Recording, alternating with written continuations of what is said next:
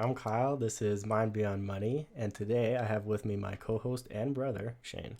Welcome back, guys. We're on episode 5 of our 7 Deadly Sins, and tonight we're going to be talking about anger. Anger. Anger, aggression. I think a lot of people are feeling that right now, but we're going to tie it in, not politically. No. Done talking about that. Today we are talking about your finances. Yes, and how being angry affects them. Most of us, I would say, have a pretty good idea about what anger really is. So I don't think we're going to go too deep on what it really is. It's lashing out. It's acting in short-term rage. It's frustration. Yeah.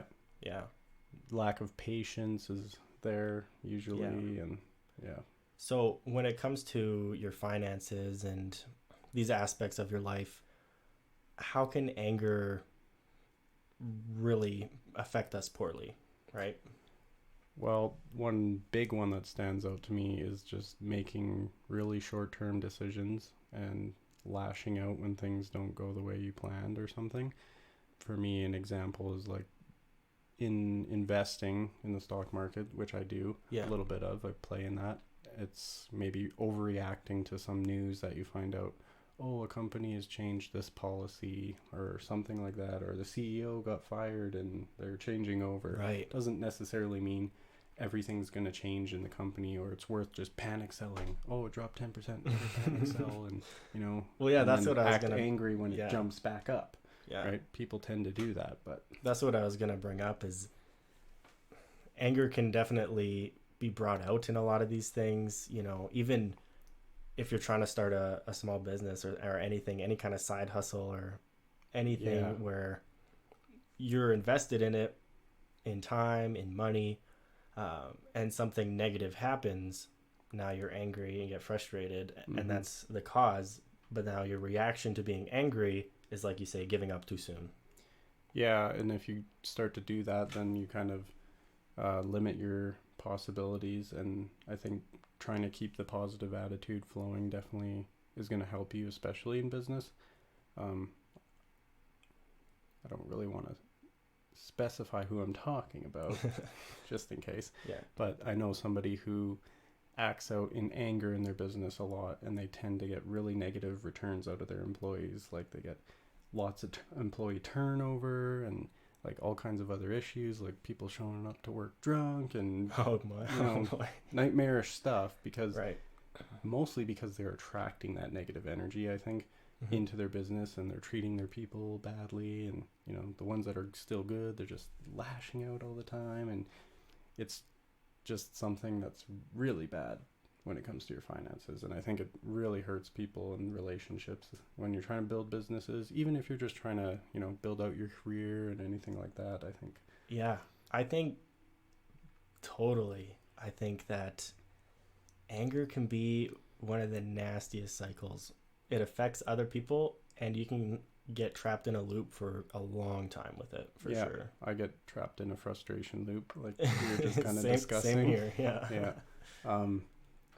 For me, I get angry because I didn't do something, right? But then that anger turns into lack of motivation, which cycles back into inaction on something, and then it cycles back to so you're mad that you're not doing anything, and then being mad about it makes you not want to do it, and so you don't do it and get mad about it. It seems so stupid. It seems very silly on paper, but it happens all the time. Yeah, I'm sure if you're listening to this and you hear us talking about this cycle, if you think about the last time you put something to the side, like procrastinate, I'll do it later, or whatever it may be, and then like truly evaluate what happened there, I'm sure you'll find there was some kind of loop, and it's not anger for everybody. That's true. If you're finding yourself frustrated because you feel like you're stuck at a certain point in life, or with your finances, or with any goal really, you need to identify these circles and these reoccurrences and pinpoint what you can change to get out of them, right?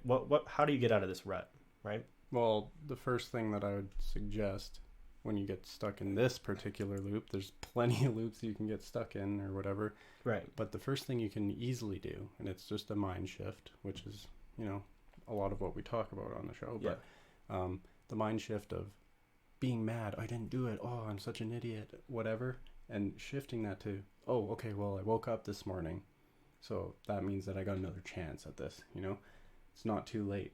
Maybe even I can double down today, whatever it is, right? Yeah. You still have another chance. If you're, you know, able-bodied and everything's functioning good for you today, you still have another chance. And that, whether that's, oh, I spent $200 yesterday on clothes, oops, right? Yeah, whatever. Well, maybe you have another paycheck coming, or you can work on something else to, you know, fill the void. But yeah, I suppose once you've made the decision to say not do something or whatever it may be, right? So once you make that decision to not do something, or something comes up where you don't do it, it's already happened. It's already in the past, right? So you can't change it. You can be annoyed or upset and angry over the fact that it did happen, but don't use that anger as a lack of motivation, right? So like, now just accept that it happened, say, okay, it's okay, and now take another chance. Yeah. If you're looking at it for you in the stock market, like you're saying, say you have to get out of a stock at an inopportune time, get out of it, didn't do the best on it, or as good as you wanted to, but okay, now you have another chance to reinvest. Yeah, put it somewhere else. Or there's the other thing that I've been stuck in a bit of a rut with investing on pulling the trigger on something.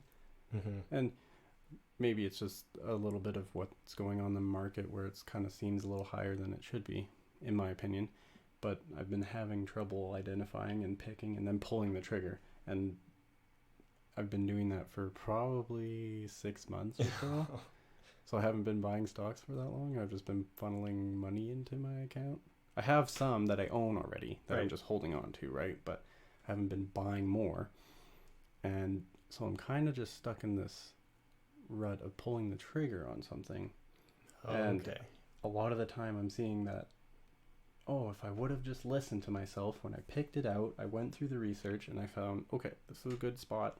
I think it's valued fair based on the trajectory of the market and everything. Yeah. I feel like it's going to go up, and then I didn't pull the trigger and it went up, and I'm mad about it, right? It was not fair to just... And like we're talking about, that will lead you to not pull the trigger because you're angry about it. Exactly. I think a lot of people with things on the side or work, or even a lot of time, this can be projected onto things you do around the house, right? Yeah. Like upkeep and stuff like this. This circle can go into a lot of places in life, but as far as people's finances and side things that they're doing, it usually comes in after work, right? Like you're still doing your day job. Yeah, for most of us, yeah.